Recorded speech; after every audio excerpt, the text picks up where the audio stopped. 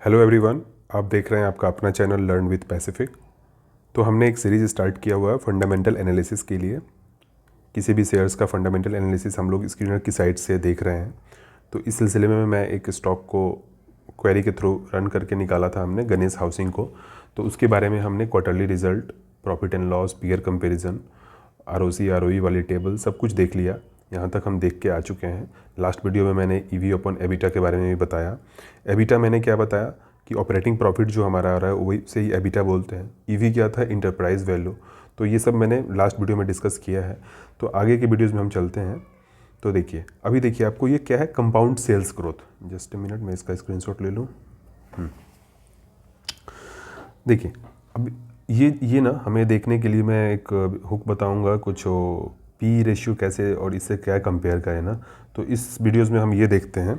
देखिए, ये compound sales growth, इसका मतलब क्या है कि लास्ट 3 ईयर्स में ये कंपनी ने कितना सेल्स में ग्रोथ किया हुआ है। ठीक है, लास्ट 5 ईयर में कितना किया है, लास्ट 10 ईयर में क्या किया है। ठीक है, अब ये ट्रेलिंग 12 मंथ्स, TTM क्या होता है, ट्रेलिंग 12 मंथ्स। तो कंपाउंडेड सेल्स ग्रोथ, इनका ईयर वाइज ईयर कैसे क्या हो रहा है ना, वो चीज़ हमारा लास्ट 3 ईयर्स में कितना है, 74%।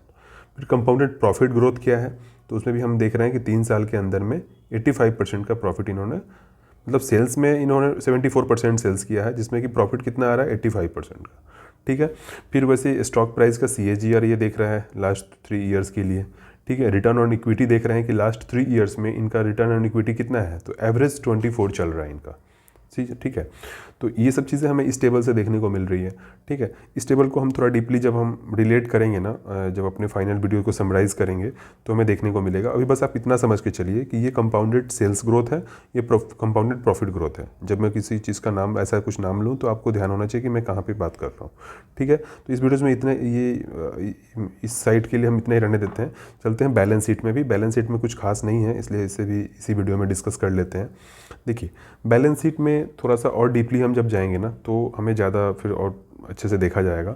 बस आप इतना समझिए ना कि जनरली क्या होता है ना, जो एसेट्स होता है बैलेंस शीट के अंदर में, वही हमारी टोटल लायबिलिटीज़ होती है। जस्ट एक मिनट। हाँ, जैसे देखिए, ये जो इस कंपनी का जितना एसेट्स है उतना इस कंपनी का लायबिलिटीज़ है। आप ऐसे देखिए, हर जगह वही है। ठीक है, तो ये जनरली सभी कंपनीज़ में ऐसे ही करके मिलेगी। जो एसेट्स होगा वही लिएबिलिटीज़ होगा, जो एसेट्स होगा वही लिएबिलिटीज़ होगा। अब इस बोरोइंग के अंदर हमें देख सकते हैं कि शॉर्ट टर्म बोरोइंग्स कितनी है, लॉन्ग टर्म बोरोइंग्स कितनी है। तो देखिए, एसेट्स क्या होता है, आप वो समझिए बात को।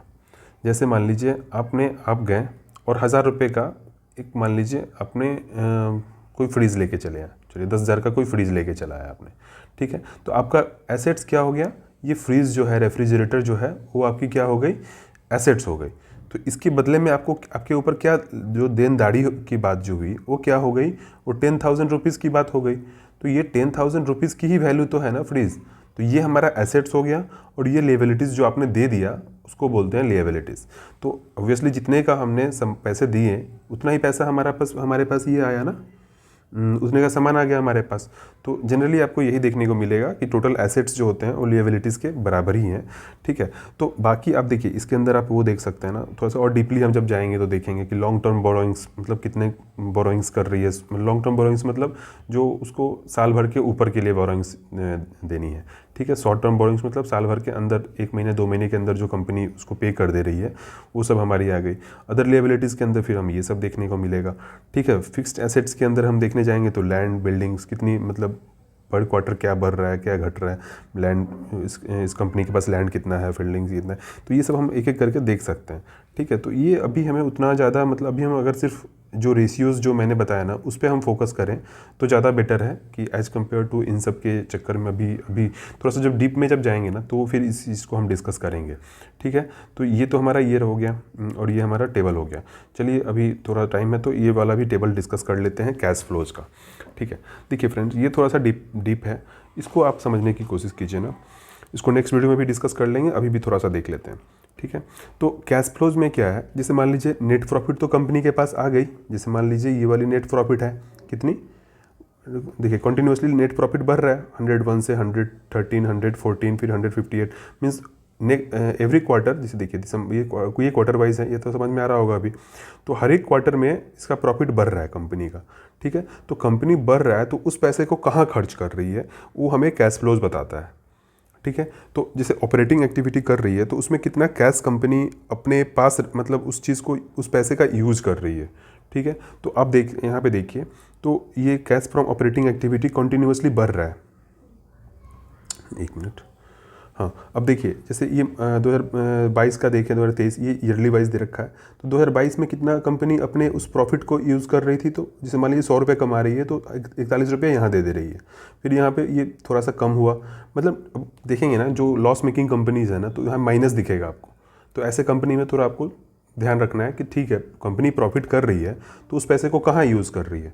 तो उस पैसे को अगर यूज कर रही है तब तो यहाँ पॉजिटिव साइंस दिखेगा, ठीक है। और भी देखिए मैं पूरा एक सारे टेबल्स को डिस्कस करने के बाद ना डेली एक स्टॉक को एनालाइज करूँगा, जिसमें आपको देखने को मिलेगा ना कि कैश ऑपरेटिंग एक्टिविटी किस में माइनस है, किस में प्लस है, ये आपको हर एक स्टॉक्स में देखने को मिलेगा, ठीक है। तो अभी आप ये समझ के चलिए ना कि अगर ये निगेटिव वैल्यूज आता है ना, तो ये गल्ला रेशियो जो आता मैंने एक बनाया हुआ है ना, तो वो यहीं से आता है, ठीक है। तो अगर ये निगेटिव में रहेगा इसका मतलब कंपनीज में थोड़ा सा डाउटफुल, थोड़ा सा ध्यान रखने की ज़रूरत है, ठीक है। तो ये पॉजिटिव है और देखिए ये सडनली यहाँ बढ़ा है। अब जाके आप चार्ट को देखें कि क्या ये मार्च 2023 से मार्च 2024 में ये बढ़ा है, तो क्या चार्ट में इसको पॉजिटिव सेंटीमेंट दिखा है मार्केट में, तो आपको अच्छा ही देखने को मिला होगा, ठीक है।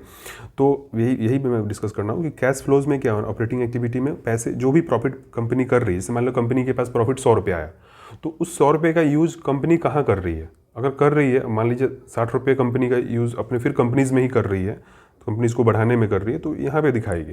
बट ऐसा होता है ना किसी कंपनी में आप देखेंगे यहाँ माइनस आएगा। तो देखिए आप डायरेक्टली किसी कंपनी को माइनस देख के ना आप ये नहीं कह सकते हैं कि यार ये कंपनी ख़राब है। हो सकता है उस कंपनी का वो पैसे फिर वो डेट लेके फिर उस कंपनी को और बढ़ाने के लिए कर रहा हो, तो वो फिर तो थोड़ा सा डीप डिस्कशन हो जाएगा। मतलब अभी आप ये समझिए कि कैश फ्लोज में cash from operating activity positive है और ईयर वाइज ईयर बढ़ रहा है अगर, तो ये बेस्ट है उस कंपनी के लिए। तो ठीक है फ्रेंड्स, इस वीडियो में इतना ही रहने देते हैं, मिलते हैं नेक्स्ट वीडियो में। Till then